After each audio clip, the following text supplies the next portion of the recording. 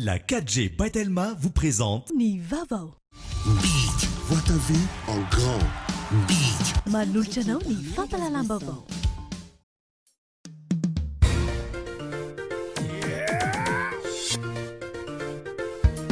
Arainao ni Fapalalambavo miaraka amin'ny spaghetti Francia. Spaghetti Francia, safidiko, safidintsika. Couche molle fixe, manulchanao ni vavo.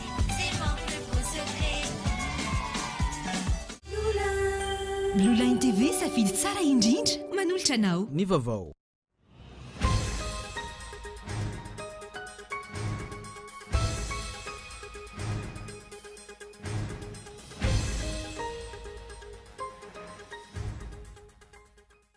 Eo anelanelan'ny fahadimy amby roapolo ny volana novambra ka hatramin'ny fahadimy amby roapolo ny volana desambra taona 2024 no tsy maintsy anatanterahana ny fifidianana filoham-pirenena fiodinana voalohany araka ny andiny fa 770 ny lalam-pandrenana hoy ny filoha lefitry ny seni io maraina io. Notsopahan'ny Prime Ministre filohan'ny gouvernemanta ny tolo-dalàna laharana fa aotraotra roa tsipika 720 anomezana fahaleovantena tanteraka ny seni ho fantsiana ny lalàna laharana 520 tsipika aotra roapolo tamin'ny faha 7 ny volana oktobra 2020. Miteraka olana ny tsy fampin'ny fanaraha-maso ny fandaninan'ny volam-panjakana eto amintsika hoy ny eo anivon'ny CCOC miantraika amin'ny vatana any amin'ny vahoaka io olana io. Mpianatra maherin'ny 30 isa no niditra hopitaly omaly tao Toliara voalohany noho ny fihinanana odi-kakana avy amin'ny ministeran'ny fahasalamana. Nilaza ny ministra androany fa mety ny tsy fihinanana sakafo no nahatonga izany. Eo amin'ny maresaka iraisam-pirenena nitrangana trano tany Londres androany tokony ho tamin'ny 2 ora maraina orany an-toerana. Trano iray ahitana rihana 30 no lasibatra tamin'izany. Olona 30 no fantatra treto fa maratra mafy. Ny andindinireo arahinao afaka fotoana fohy.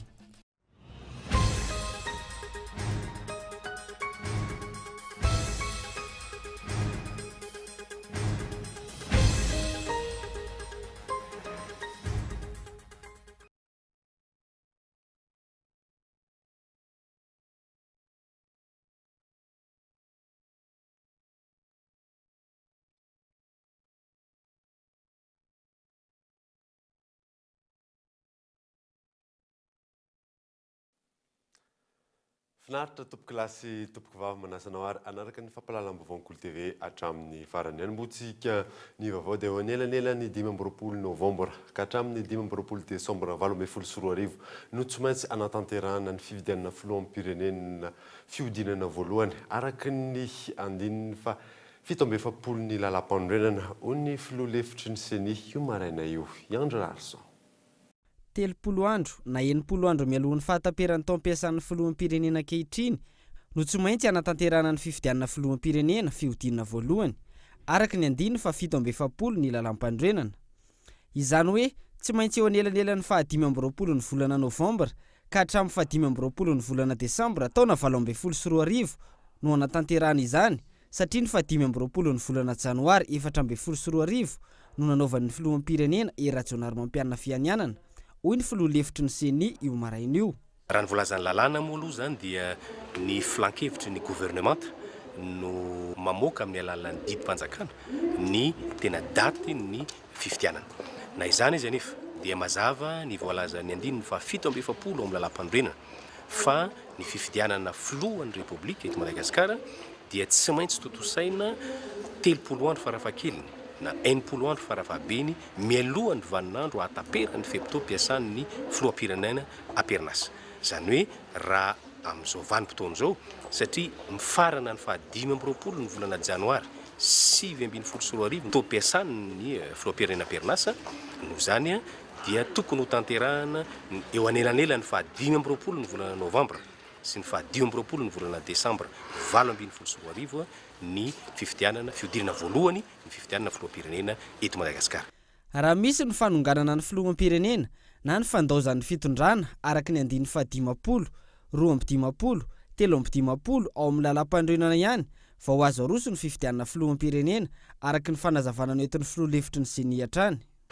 Ny antony mety ahafahana mandroso ny datin'ny fifidianana zany dia voalohany indrindra voalazany andininy fa 13 ny lalam-pandrenana fa raha sanatria ka misy ny fahafatesan'ny filoham-pirenena amperinasa, misy ny fametraha-pialany, misy ny tsy fahafahany miasa tanteraka ampêchement définitif, misy ny fanonganana azy nambara d'échéance na farany raha misy ny fandaozana ny fitondrana. Mazava ny voalazany lalam-pandrenana amin'ny fanatanterana ny fifidianana filoham-pirenena eto amintsika. Izany hoe afaka herintaona sy 3 volana eo ny tokony hametra-pialana ny filoha Erajonary Mampianana raha mbola marisika ny rotsaka sy ho mpifaninana amin'ny fifidianana filoham-pirenena amin'ny taona 2024 ny tenany. 90 andro mialohan'ny fifidianana dia tsy maintsy mametra-pialana ny filoham-pirenena amperinasa mbola maniry ny rotsaka ho fidiana araka ny lalam-pandrenana ao amin'ny 9/7. Ao anatin'ny manodidina nyzay resaka seny izay hatrany dia nitsopahan'ny Premier Ministre lehiben'ny gouvernement ny tolo-dalàna laharana fa ohatraohatra roa tsipika 7/4 anomezana fahaleovan-tena tanteraka ny seny ho fantsiana ny lalàna laharana 5/4 tsipika otra 20 tamin'ny 7/10 oktobra 2022. Iandro Arsotra. Nitsopahan'ny Premier Ministre lehiben'ny gouvernement araky ny taratasy laharana araky ny fitopolona alefa nohan'ny teny miram-pirenena ilay tolo-dalàna laharana ohatrohatra roa tsipika 7/4 avy amin'ny solombavam-bahoaka Jaosera Irénée lany tany Analalava. Tolo-dalàna izay manome fahaleovan-tena kokoa ny seny. Nitsopahan'ny Premier Ministre ihany koa ny tolo-dalàna laharana fa ohatrohatra 3 tsipika 7/4 avy amin'ny solombavam-bahoaka lany tany Analalava ity. Tolo-dalàna izay manatsara ny lalàna laharana fa 4/4 tsipika 20 tamin'ny 7 septambra 4/4. Tolo-dalàna izay hoentina hanatsarana ny fomba fiasa sy ny firafitry ny vondrom-bahoaka Tsinjaram-pahefana araka ny taratasy mitondra ny laharana 27 avy amin'ny Premier Ministre. Ny safidiny tsy hanao hevitra manoloana fitsopahana ny tolo-dalàna izay natolony ny solombavam-bahoaka avy any Analalava satria mbola isy ny fahatalovandreo tolo-dalàna naroson'ireo hodin'ny komision lalàna eo anivon'ny teny miram-pirenena ny zoma ho avy izao. Mazava ho azy anefa fa tsisy andro ladinika hodinina intsony eny anivon'ny teny miram-pirenena amin'ny fivoriana ara-potoana voalohany hifarana amin'ny 30 volana jona avy izao ireo tolo-dalàna natolony ireo. Ny LFR na ny loi de finance rectificative izay volavolan-dalàna avy amin'ny gouvernement laharana fa 8/7/2 no ibahan'ny toerana eny amin'ny lapan'ny Tsimbazaza nanomboka io maraina io. Miampy ireo tolo-dalàna vitsivitsy avy amin'ny gouvernement araky ny ladinika izay nolaran'ireo solombavam-bahoaka misy 50 amin'ny 1/10 io maraina io ihany koa. Ny azo antoka izany hatreto dia tsisy fiovana ny lalàna mikasika ny seny ka ny gouvernement an-trano manana fahefana maritra izay fifidianana tiana ho atao sy ny tetoandro hanatanterahana fifidianana ary antso ny olo-pirenena hifidy. Tsy mbola ho atoato noho izany no hisy fifidianana halalaka sy hangarahara eto Madagasikara. Nefa niarahantsika ny aina ny fisian'ny krizy ao arian'ny fifidianana vokatry ny fitsapaham-panatanteraka amin'ny raharaham-pifidianana. Fantatriny maro ny zarazara anjakana ataon'ny gouvernement amin'ireo solombavam-bahoaka amin'ny tambitamby amin'ny endriny maro samihafa toy ny malety sy ireo fiarakodia vaovao mitondra ny laharana WWT. Tsy mahagaga ny mpanara-baovao araka izany raha tsy mahavita manara-maso araka ny andediny lalam-panorenana ireo gouvernement ny solombavam-bahoaka ka manao izay tiany ny gouvernement amin'ny fitantanana raharaha-mpanjakana. Miteraka orana ny tsy fampin'ny fanaraha-maso ny fandaniana ny volam-panjakana eto amintsika. Hoy ny anivon'ny CCOC miatraika mivantana any amin'ny vahoaka nefa izay olana izay ka eto Andriatsilavo. Tsy ampy ny vola tokany fanjakana ho an'ny sosialim-bahoaka. Tsy misy afa-tsy ny 500 ny teti-bola no natokana ho an'ny ministeran'ny fahasalamana ary ray faingo 500 no natokana ho an'ny ministeran'ny mponina sy ny fiainana ara-tsosialy. Raha ny tokony ho izy 200 ny teti-bola natokana ho an'ny fanabeazana ary 500 ho an'ny fahasalamana. Vokatr'izay tsy misy asa sahirana ny mponina any ka mirongatra ny tsy fandriam-pahalemana. Tsy vitany hoe tsy ampy ny vola tokana ho an'ireo ministera miahany sosialim-bahoaka, tsy tratra ihany koa ny indicateur de performance. Hita moa zany fa misy ao amin'ny hoe 50% eo zany hoe taux d'exécution budgétaire zany hoe fandanim-bola ny ministère amin'ny akabeany. Efa ny matetika moa zany mitomany ny ministère hoe tsy ampy ny vola efa ny tsy lanin'ny zareo akoriny le vola ao ampelantaniny. Hitako moa zany fa tsy tratra matetika hoe misy efa misy indicateur de performance apetraky ny fanjakana fa matetika tsy ampy le fatratraran'ny ministère an'ireny indicateur de performance reny. Matsapa moa zany zay fa tsy mitombona indraindray le indicateur de performance dia tokony misy fifampiresan'ny fanjakana ny ministère voakasika sy ny firaisamonim-pirenena amin'ilay hoe fametrahana mazava hoe reto ny indicateur ilainy mifandray amin'ilay filam-bahoaka ary reto koa ilay tombanezaka ilay chiffre zany tokony tratrarina. Tokony ho amafisina ihany koa ny fanaraha-maso miaingeveny foto ny antefan'ny asa raha ny fanazavana. Ny tsy fampiny fanaraha-maso mazana no miteraka olana any ka voailika ny vahoaka tokony hisitraka ny fotodrafitrasa ajoro.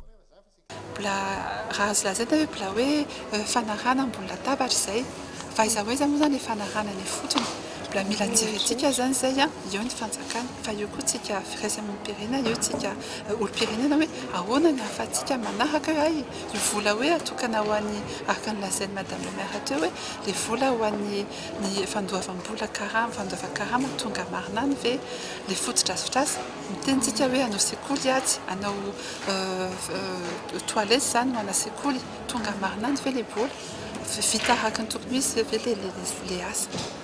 Mila ezaka goavana isika eto Madagasikara raha fitantanana mangarahara sy fampandrosoana no katsaina. Mila fatsapatena avy amin'ny tsirairay izany. Mila ohatra avy amin'ny mpitondra ihany koa. Raha ny mpitondra fanjakana no manome ohatra na famantarana fa miany vahoaka izy ireo, azo verina ny sy ny filaminana, ny fitomboan'ny tahan'ny fananana asa sy ny fahasalamana ary ny fanabeazana. Lafim-baovao hafa kosa inay dia io maraina io teny Ambohidahy polisy communaly iray camion no niaraka tamin'ny tompona andraikitry ny commune nandrodana toeram-pidiovana iray izay manodidina ny 3 metatra izay nampiakarin'ny tompotrano mifony kolikoly ity raha ity raha ny fanazavana azo fezora valy. Toeram-pidiovana sy toeram-pivoahana iray manodidina ny 3 metatra teny Ambohidahy nampiakarin'ny tompotrano no narodan'ny commune maraina io. Fanorenana tsy ara-dalàna no nitoriany ny fianakaviany azy ireo. Saingy tsy ara-dalàna ihany koa ny fanorenan'ireo mpitory na efa naharitra 20 taona mahery aza raha ny fanazavan'ireo ravatrano. Tsy nisy ny fampandrenesana azy ireo raha ny fanazavana tamin'ny fandrontanany. Omaly hariva ny tonga ny taratasy ary androany maraina no raikitra ny fandravana. Ampolony maro ireo tonga nandrodana ity toeram-pivoahana ity. Omaly hariva efa amin'ny enina sasany tonga le izy dia androany maraina tamin'ny fito sasany dia efa tonga ny commune nandrotana an'izao zavatra izao. WC io zavatra io miaramila ray camion izay ny entina teo mpiasan'ny commune ray Mazda. Izay no fantatro hoe lalàna hoe raha ohatra ka tonga ny fandrotanana dia 48 heures tokony miandry izay. Izao zany izay tsy afaka mivoaka. Aizany zoma olona amin'izany zavatra izany. Raha ny fanazavan'ny ravatrano mifony kolikoly ihany koa ijira raha ity. Tamin'ny fotoana nitoriany anay hoe trano 2 étages tao amin'ny commune dia tranon'olona nalainy tranon'olona nalainy 2 étages dia tonga teto ny SG gagabe aiza le trano 2 étages dia jeren'le SG zany aiza zay 2 étages eto dia le izy ny tena marina kolikoly ary nandray volana tao amin'ny juridika. Hatreto tsy mbola naneho hevitra manoloana ity tranga ity ny teo anivon'ny commune Antananarivo renivohitra raha nanao ny angom-baovao ny mpanao gazety. Raha ny fanadihadiana nataony fikambanana tsy miankina manodidina ny 500 ny fanorenana eto Madagasikara no tsy manara-dalàna ary eto andrenivohitra ny ankamaroany. Tsy manara-dalàna avokoa ny 700 ny fanorenana eny amin'ny faritra Iva.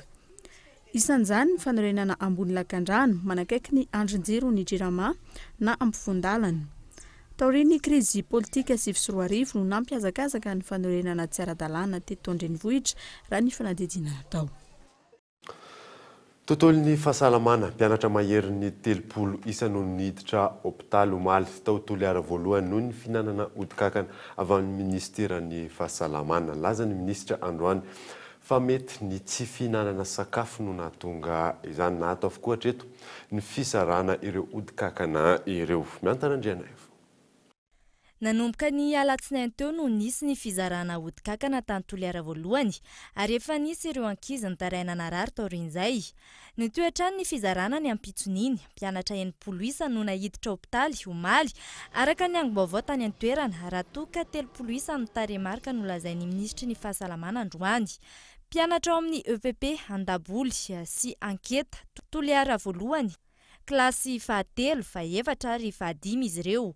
Naloloy, nandoa, nivalana, fanina, safotra taorian'ny finanana ilay odikankana izy ireo. Nisy tamin'ireo tompon'andraikitra no nitsoaka taorian'ny tranga noho ny fahatezeran'ireo ray aman-dren'ny mpianatra sy noho ny tsy fampahafantarana azy ireo mialoha io fanomezana odikankana io.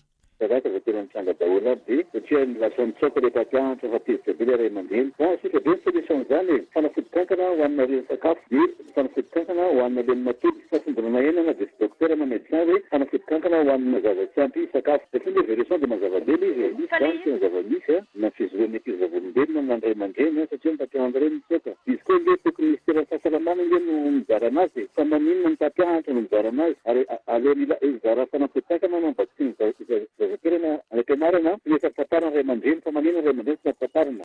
Tsy fantatra treto ny antony marina nahatonga ny fanafody niteraka aretina raha nambaran'ny ministry ny fahasalamana androany na ilika ho mety ny tsy fihinanana sakafo no antony. Fantara tokoa izy ny zaza teo amin'ny 30 mahery teo zany nihinana fanafody hoe mebendazole hoe io le fanafody nizarain'io mihitsy no zaraina tany Betuque tany kio fa tsisy naninona le olona tany de mbola manao fanadihadiana zany zay hoe so de tsy ny sakafo maraina daholo le ankizy ireo na hoe nisy zavatra hafa koa natonga zay le ohatrany hoe nisy problème tamin'le EPP anankiray io fa efa manao mandeha fanadihadiana. Manoloana izany anefa maneho ny tsy fahaiza-manao ny fitondram-panjakana izao tranga izao. Andraikitra izy ireo no miantoka ny fanafody zaraina sy ny toe-batan'ireo mihinana ny fanafody. Tokony nisy ny fepetrany raisina nampiarina tamin'ny fanomezana ny fanafody kankana ho an'ireo ankizy ireo. Raha toka tsy fihinanana sakafo mialohan'ny nandraisana ny fanafody no antony, tsy mahalala ny olana amin'ny tsy fampiny sakafo ve ny tompona andraiki-panjakana ka tsy nanana tetikasa ny hanome sakafo ireo ankizy ireo mialoha. Mandeha ny fanadihadiana raha ny voalaza hatreto na ato avokoa ny fizarana ireo odi-kankana. Tsy maharaka ny marary mila raha ny tahirin-draha eny amin'ny toerana fitehirizana izany hatreto 570 isanjaton'ireo manana toe-batana salama no manome raha maimaim-poana amin'izao fotoana izao. Ny tsy fanajana ny zon'ny mpanome raha sy ny tsy fampin'ny fanentanana no anisan'ny mahatonga ny olona tsy mazoto amin'izay fanomezana raha izay raha ny fanadihadiana ataony miantarandrianay. 570 isanjaton'ny malagasy manana toe-pahasalamana afaka manome rano mame izany eto Madagasikara araka ny anotontanisa teo anivon'ny FMM raha. Tsy ampy io taio manoloana anisan'ny marary mila ray eto amintsika. Ankoatry ny tsy fampin'ireo manome maimaim-poana, mampiena ny tany raha tonga eny amin'ny fitehirizana izany ihany koa ny fisian'ireo mpivarotra raha tsy ara-dalàna. Eto devant ny hôpital eto tena misy olona ohatrany hoe manao mercenaire dia mila akara zay makara dia 75 000 100 000 ohatra zany. Tsy mety izay zavatra izay satria omena foana maimaim-poana le izy dia mahazo maimaim-poana tsika. Zany hoe mandeha ianao manome raha maimaim-poana indroa dia mahazo carte ianao dia afaka mahazo raha ianao tsy vidiana tsy atao inona. Tsy ny rehetra ankila no afaka manome raha, maro ny fepetra takiana. Tsy azo atao ny miaro tory, misotro zava-pisotro misy alkôla 2 andro mialohan'ny hanomezana raha, manao tatouage enim-bolana mialohan'ny hanomezana raha. Misy ihany koa ny toe-batana tsy afaka manome mihitsy. Ny olona latsaka ny 40 kg, 45, 50 kg, 50 kg plutôt dia tsy afaka manome raha. Ny olona mihinana fanafody, manao traitement zany tsy afaka maka raha. Voalohany indrindra eo amin'ny vehivavy mandeha fantombolana koa tsy afaka manome raha. Dia eo amin'ny lehilahy na vehivavy izay misotro toaka zany tsy afaka manome raha.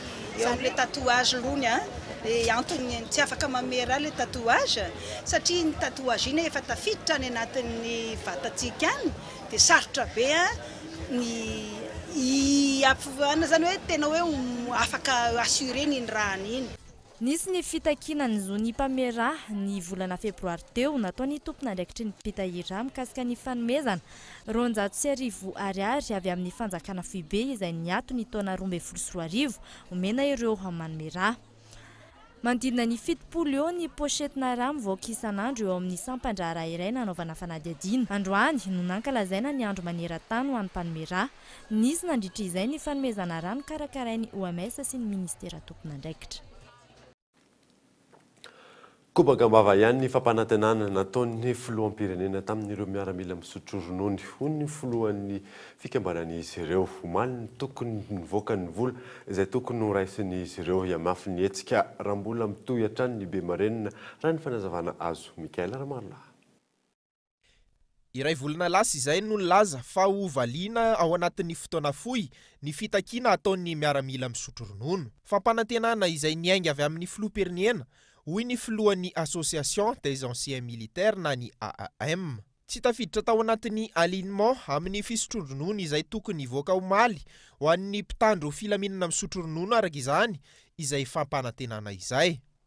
Nefa moa tsy nitaterahany le izy zany izay nanantena hoe le fotoana foy zany amin'ny tokony orisana tamin'ity volana juin ity mivoaka amin'ny bon de caisse zany tao omaly tsy ao anatiny le izy talanjona dolodolo miaramila rehetrarehetra zany tamin'le izy hoe inona ny tokony atao dia nanangataka fionana rey zao zay ihany hoe ahoana oviana moa le fotoana foy roviana ny fanatanterahana an'le izy misy tsy misy mora tokony eritreretana izay tokony atao amin'le zavatra anona ohatran'izay fa manahirana anay zavatra fampanantenana pokato ohatran'izao raha ohatra tsy misy le izy dia tokony hiteny tsotra izy zany hoe tsy misy fa rehefa niteny izy hoe ao alineno anatin'ny fotoana foy dia tokony ho tenenina anay amin'izao volana zao zany manomboka le izy fa tsy tao zany le izy omaly aloha zany no ao anatin'ity volana juin ity zay zany tena olana amin'le maramila. Araka izany, mbola misy indray ny fangatahana fionana nataon'izy ireo. Mafy tsy tovy tamin'ny fitakiana teo aloha intsony, araka izany ny etsikarahambola tsy misy ny valiny amin'ny fangatahan'ny fikambanana. Talohan'izao angamba za dia teny talohan'izao hoe isy etsika goavana mahery vaika izao ataonay. Izany ao ataonay nefa moa nitapohana ny rano vary sosoa iny zany hoe ho avoaka ao anatin'ny fotoana foy le izy. Tsy mivoaka iny zany zao dia vao mainky apitrotra amin'ny maramila zany hoe vary sosoa nitapohana raha mangatsika dia avy eo indray irehitra ataoko fa ampipoaka ny sarimbolany zany zavatra zany ary etsika goavana tena goavana mihitsy no nieritreretin'ny era Madagasikara ao atao. Mahatsiaro tsirarahin'ny fitondrana ity fikambanana ity hatreto aloha tsy mbola misy ny fanatanterahana ny fampanantenana natao tamin'ireo mpanao fitakiana. Raha tsy ahivana ihany koa dia manodidina ny 4,000 no miaramila tokony sitraka izay fisotrondronono izay manerina ny nosy. Reto indray ary aloha misy dokavarotra aorianan'izay hanaraka ny toy ny vaovaontsika.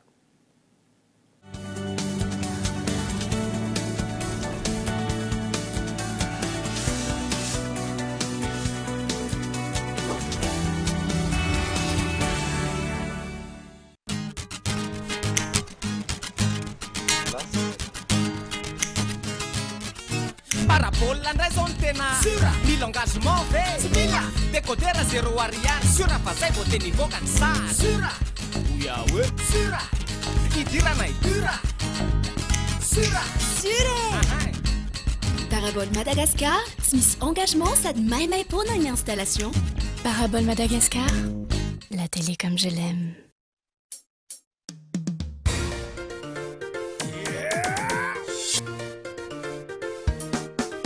Spaghetti tena matsiro Spaghetti français mora vidy tsara qualité Spaghetti français tsy mirekidraikitra mora andrahoana mitombo tsara mora masaka avitana karazan-tsakafo Spaghetti français mampirehantsika tsabe Spaghetti français Spaghetti français safidiko safidintsika. Ao amin'ny Blue Line TV dia mambidy manokana 70 isan-jato be zao azonao ny chaîne rehetra mandritra ny ray volana 45 000 ariary ny chaîne rehetrarehetra fa lasa 30 000 ariary raha makately volana mihoatra. Blue Line TV io ny tolotra mora indrindra tsy voatery mividy lafo tsy misy engagement ary tolotra azonao jifainy eny amin'ny mpanjijara Blue Line rehetra eny amin'ny tsena supermarché ary eny amin'ny shop Liantso. Blue Line TV safidy tsara indrindra.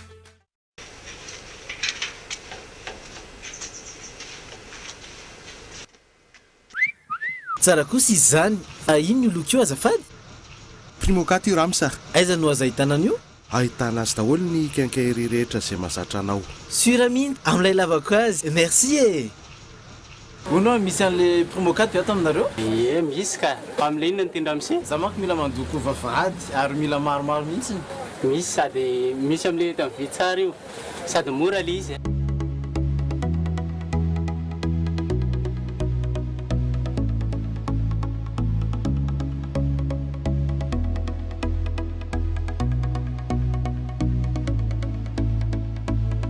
Miss peinture à locaux les Primokat hein. Exigez la gamme de peinture Primokat chez votre revendeur habituel. Primokat, une valeur sûre pour toutes les surfaces. À l'occasion de la fête nationale Malagas, profitez de la grande promotion chez Batimax tout le mois de juin en sanitaire, carrelage, luminaire, peinture, quincaillerie et divers articles allant jusqu'à 50% de remise à la caisse. Alors ne ratez pas cette occasion. Ouvert du lundi au vendredi de 8h à midi et 14h à 17h15 et le samedi jusqu'à midi. Batimax, la qualité au meilleur prix.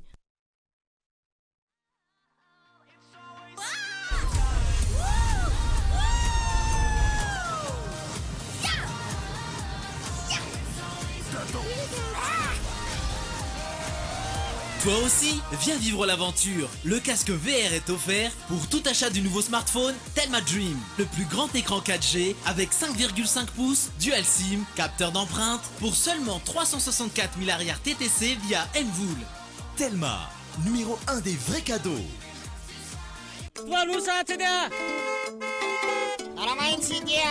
maro namatsika ny tena te olo-pirenena afaka izany hoe olo-pirenena manana ny zony sy manefa ny adidiny amin'ny tenany sy amin'ny fiarahamonina raha mba fatany mantsy fa tsy afaka mamindra aingana manana olana nefa izy ireny amin'ny fivezivezeny satria mety tsy mahita na tsy mahare na koa misy olana amin'ny vatana sy ny sainy mbola manahirana ireny namatsika ireny ny fitaovam-pitaterana ampiasaina eto amintsika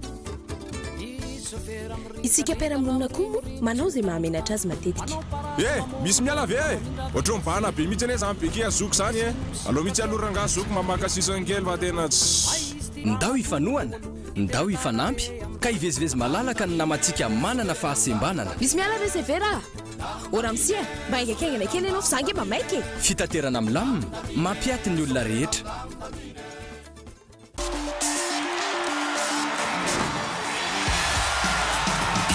C'est la boisson des champions. Elle est pétillante et tellement rafraîchissante.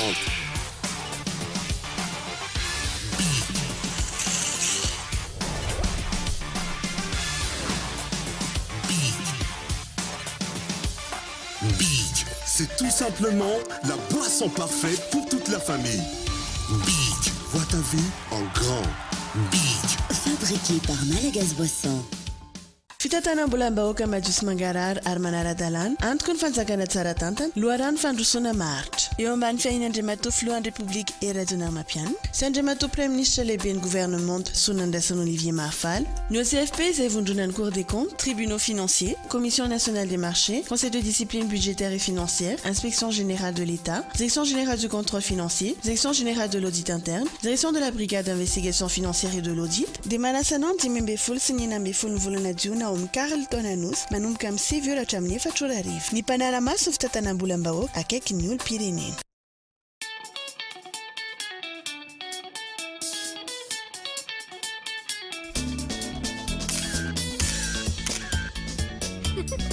mba tiany dada hitoetra ireo fotoana mamiarana ny vady aman-janany omeoazy ny smartphone Orange Rise sady niena 169 000 ariary TTC bezon vidiny misy cadeau 1,5 gigaoctet anaovany internet miampiantsy 10 minitra sy SMS 10 makany amin'ny Orange araroto ny Orange Rise ampifaliana ny data tonga vaingany eny amin'ny toeram-pivarotana Orange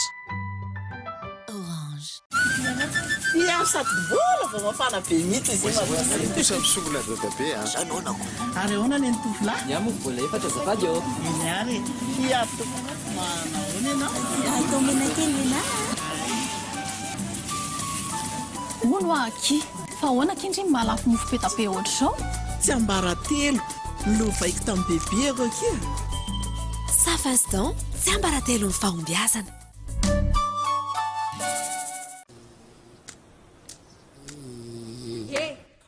Sarpiaro no madama Inafti hananinti Vokek tumuka zatamialna Mafiasa Frostbite Udi muka tima septa Mosquito Frostbite Ampiasa enundeta Mafiasa Frostbite Mis porta karazanyena Mosquito Frostbite Timura tapaka numata Mafiasa Frostbite Udi muka tena tsara Mosquito Frostbite Mampiasa Mosquito France Coil matura ampilaminana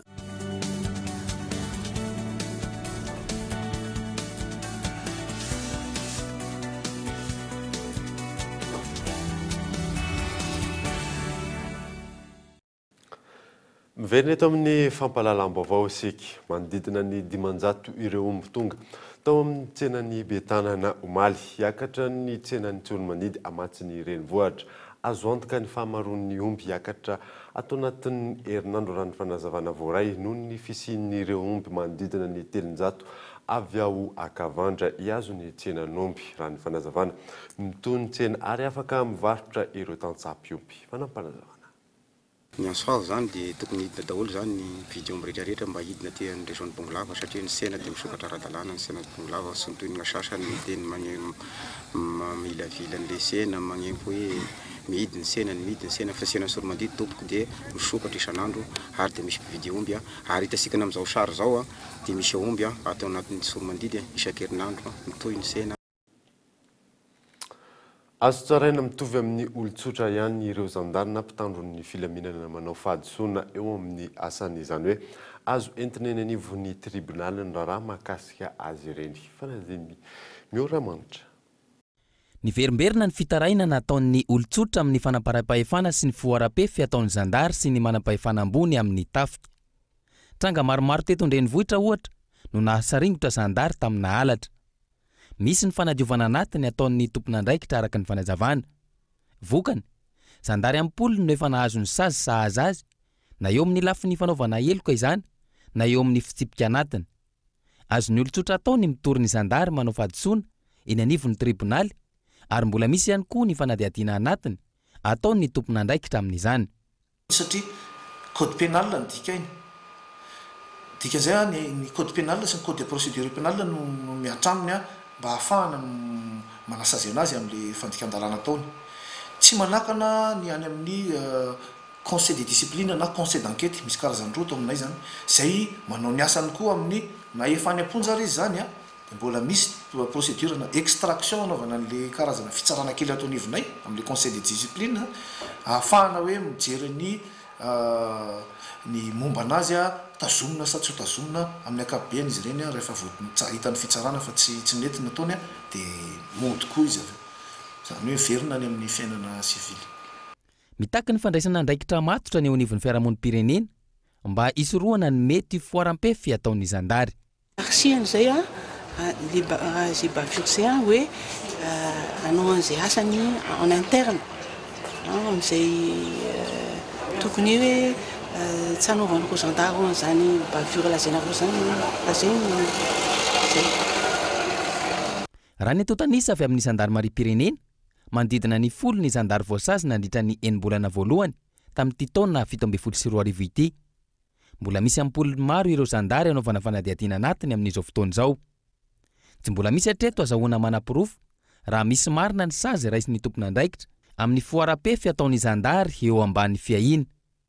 Ny mifanohitra amin'izany, ny firaisana tsy kombakomba amin'ny zandary meloka aza no ahin'ny maro.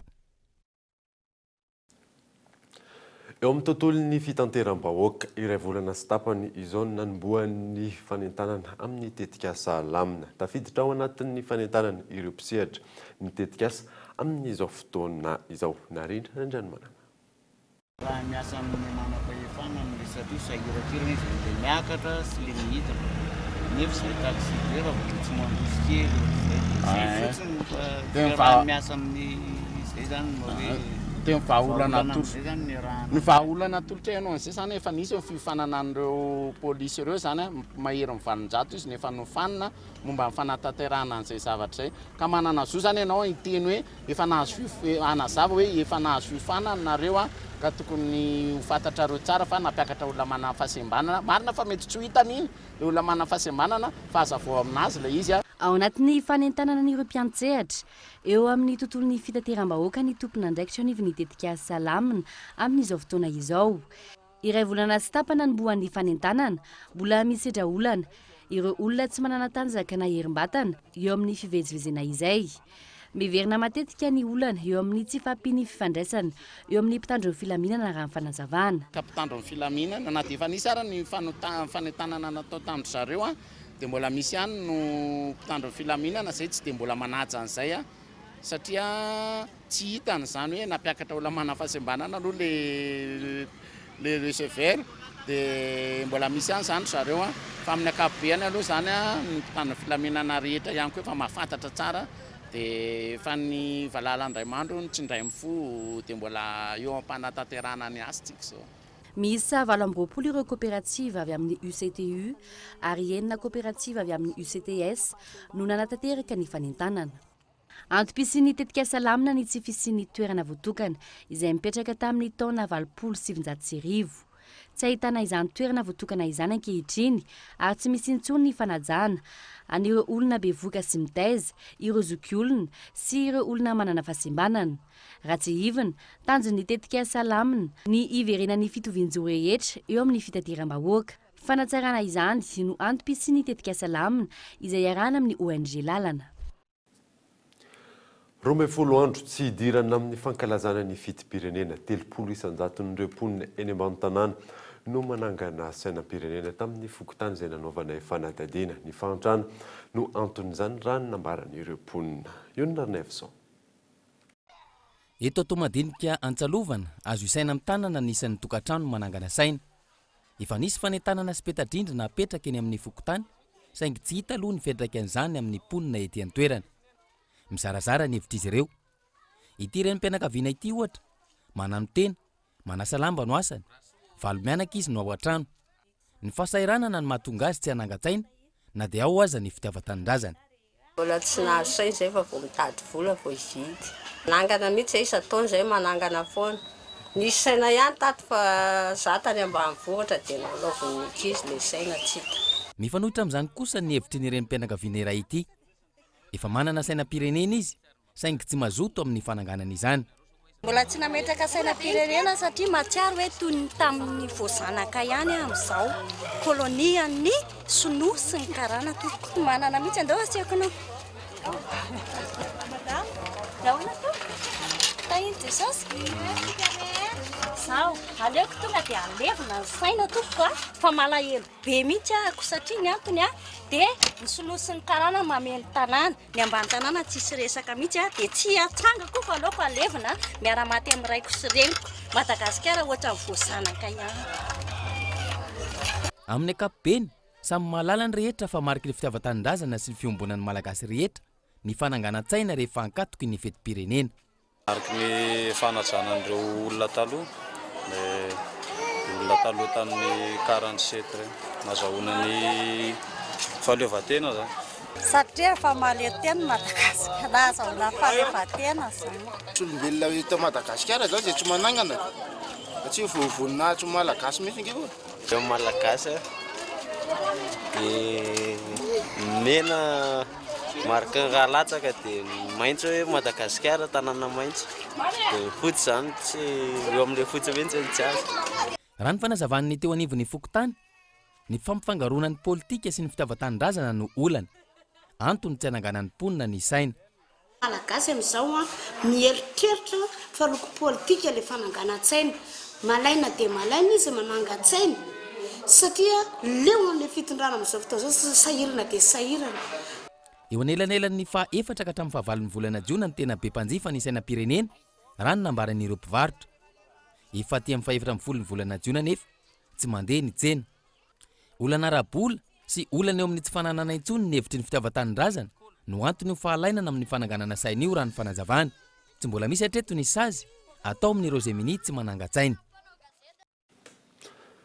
Tontolon'ny fampianarana kosa indray dia mihamaro ankehitriny ny mpianatra manaraka fianarana manokana hiatrehana ny fanadinam-panjakana. Mitombo 50 isanjato ny fisoratana anarana ataon'ny mpianatra tato anatin'ny 3 volana. Mikael Armarola.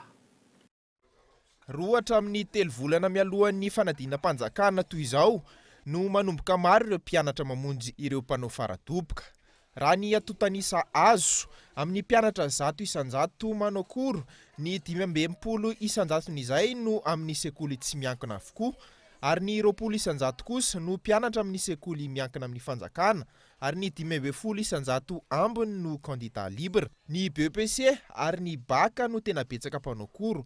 Ankoatran'ny mpampianatra izay mampianatra manokana dia misy ihany koa ireo toeram-pampianarana no mampanao koro. Fampitoviana amin'ny fampianarana misy any an-tsekoly ihany koa no atao saingy amin'ny fomba hafa raha ny fanazavana. Ho an'ilay ankizy raisina avy any ivelany manokana zany dia iny zany tena hoe manampy be dia be ny ankizy zay satria ho an'ny mpianatra efa eto aminay zany hoe mianatra eto izy manomboka latsinainy hatramin'ny zoma dia iny hafa mihitsy ny fitondranay azy zany a dia somary tsaratsara kokoa ny voany fa ho an'ireo ankizy manao koro avy any ivelany tonga eto zany a dia hitana somary hitanay zany hoe tsy mitovy amin'ny voany ankizy mpianatra eto aminay ireo ankizy avy any ivelan'ireo dia iny zany a misy méthode manokana mihitsy nitondranay an'ireo ankizy ireo nefany a tsy atao ezana zany le izy mba mirazotra amin'ny zavatra ataony zareo any ampianarana ihany. Fanampiana ny fampianarana azo nandritra ny taom-pianarana ary fanalana ny ayah ny antony anaovana akory hoy ny mpampianatra. Tsy amelana ny mpianatra ho irery mandritra ny fotoana iandrasana ny fanadinana no tanjona amin'io ary fanampiana ara-moraly ny mpianatra. Torohevitra kely zavatra voalohany angamba araka le lazaiko teo mengy avy any amin'ilay mpianatra le izy ny tiako tenena misy zavatra ataony any ampianarana any an-trano azavady indrindra dia iny le famerenana an'izay fahita sy fianarana lesona. Faharoa manaraka an'izay fanantonana an'ilay mpampianatra le lazaintsika teo koro dia zavatra tena ilaina moa zany mpiadina tsy mandeha rery ny tiako tenena amin'izay eo mpampianatra eo ihany koa ny fianakaviana dia ilaina be zany amin'izao fanampiana zareo na ara-materialy io na ataontsika ara-moraly zany hoe mena fotoana kely izy betsaka kokoa ary zany moa zany angatahana satria anomana fanadinana izy zany hoe mba alana kely izy amin'ny asa aman-draharaha raha mety dia evitena zavatra soroana ny arerana zany hoe asa dia miaro tory. Raha ny zava-misy ao ny akamaroan'ny mpianatra no manantena fotsiny ihany ny koro alohan'ny fanadinam-panjakana indrindra fa ireo hiatrika ny BEPC sy ny BAC. Manararoatra manoloan'izay ihany koa ny mpampianatra fitadiavam-bola ho an'ny mpampianatra ny fanaovana koro amin'ny fifandraisana ny fanadinam-panjakana raha toka ho an'ny mpianatra fanantenana ny ahazahoana laza adina mialohan'ny fotoana. Endrika maro no ahafahana miaro ny zon'ny ankizy tsy voatery andra lalàna akory izany hoy ireo plateforme miaro ny zon'ny ankizy ny lalàna izay nalaina tahaka amin'ny any ivelany any ary tsy mifanaraka amin'ny zava-misy marina eny anivon'ny fiarahamonina malagasy. Fanadinika eto Andriatsilavo.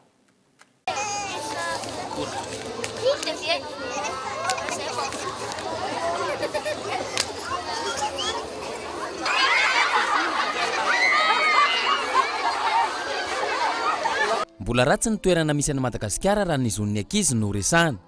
Antony maro no mahatonga izany raha tsy ilaza afa-tsy ny fahasahiranana sy ny tsy fahalalana. Fahasahiranana voalohany indrindra ary ny misy ny tsy fanaovana ny lalàna izay fantatra fa manimba ny zon'ny ankizy ary izay indrindra nanaovana resaka plaidoyer amin'ny resaka ohatra fotsiny zao ny projet ataonay resaka hoe plaidoyer amin'ny resaka identité. Maro lalàna zany tsy hoe vana zao dia zao fa alaina avy any fotony jerena tsara hoe inona ny tena olana fototra misy amin'ireo ankizy ireo dia arakarak'izay zany no anaovana an'ilay lalàna fa tsy manaraka ny lalàna ohatra hoe manaraka ny lalàna vahiny foana hoe mety tsy hifanaraka amin'ny lalàna misy eto amintsika amin'ny tontolon'ny ankizy. Tsy tokony andry lalàna nefa vao afaka manome ny zoniny ho an'ny ankizy. Maro ny fomba azo atao ahafahana manantanteraka izany. Tanjona ny fanomezana fialamboly ho an'ny ankizy, ampitanana fampianarana sy fanabeazana ho azy ireo, ary indrindra ho fiarovana ny zon'ny ankizy amin'ny alalan'ny fanantanana isan-karazany. Hetsika izay tafiditra ihany koa ao anatin'ny iray volan'ny ankizy.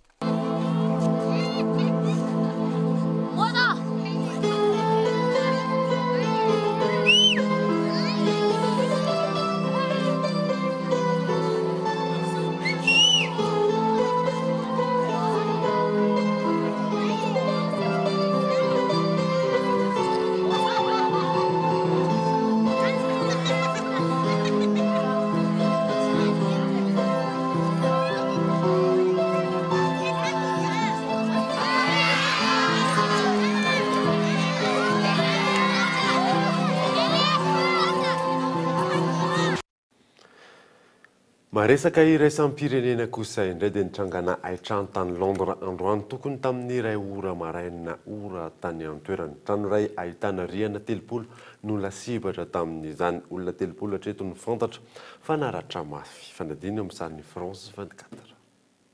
Mainy Grenfell Tower any Londres androany tokony ho tamin'ny iray ora maraina ora any an-toerana raha ny fanazavany ireo nanatry maso vetivety no niparitahan'ny afo nanomboka tamin'ny riana iray ary niparitaka tany anatin'ny minitra vitsy tany amin'ireo riana rehetra ho an'ireo mponina eo ampitany bildina ity kosa misy ihany ny antso vonjeo nataon'ireo tao anatin'ny trano saingy tsy nisy tindrina azo atao noho ny fampiaritahan'ny afo aingana loatra raha ny fanazavan'izy ireo camion miisa 7 sy mpamono afo miisa 200 no tonga nanatrika izany saika tsy netin'izany nefa ilay afo raha ny fanazavana raha ny antotany isan'ny voaka io maraina io manodidina ny 30 ireo naratra mafy hatreto riana 30 no hita amin'ity trano ity ary 420 ny taona 477 no efa nisy ny Grenfell Tower tsy mbola fantatra mazava hatreto ny aviny ny afo marina saingy efa mandeha ny fanadiadiana. Alohan'ny sarana daverina aminao ireo vaovao nisongadina tamin'ity alina ity. Eo anelanelan'ny 15 novambra ka hatramin'ny 15 desambra 2024 no tsy maintsy anatanterahana ny fifidianana filoham-pirenena fiodinana voalohany araka ny andinin'ny 17 ny lalam-panorenana ho ny filoha lefitry ny seny maraina io. Notsipahan'ny Prime-ministra lehibe ny gouvernement tany tolo-dalàna larana fa ohatraohatra 17 anomezana fahaleovantena tanteraka ny seny. Ary farany moa dia mpianatra mahery ny 30 isa no nahiditra hôpitaly omaly tao Toliara voalohany noho ny finanana odikakana avy amin'ny ministeran'ny fahasalamana. Laza ny ministra androany fa ny tsy finanana sakafo no mety nahatonga izany. Dia izay mamarana ny vaovao tamin'ity alina ity. Ankasitrany ianao nanaraka izany. Soava tsara daholo tompoko.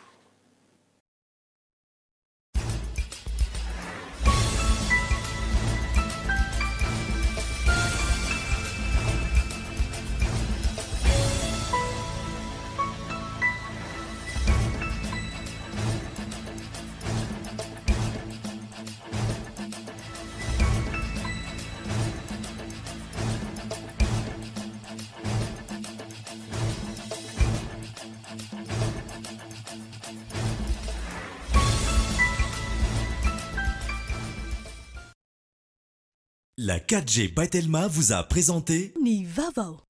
Beat, vois ta vie en grand. Beat. Nanolotra anao teo ny fampalalam-baovao.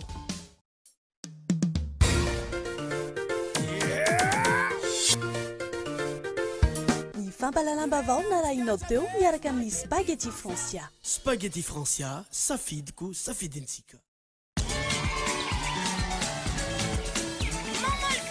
Ny vaovao miara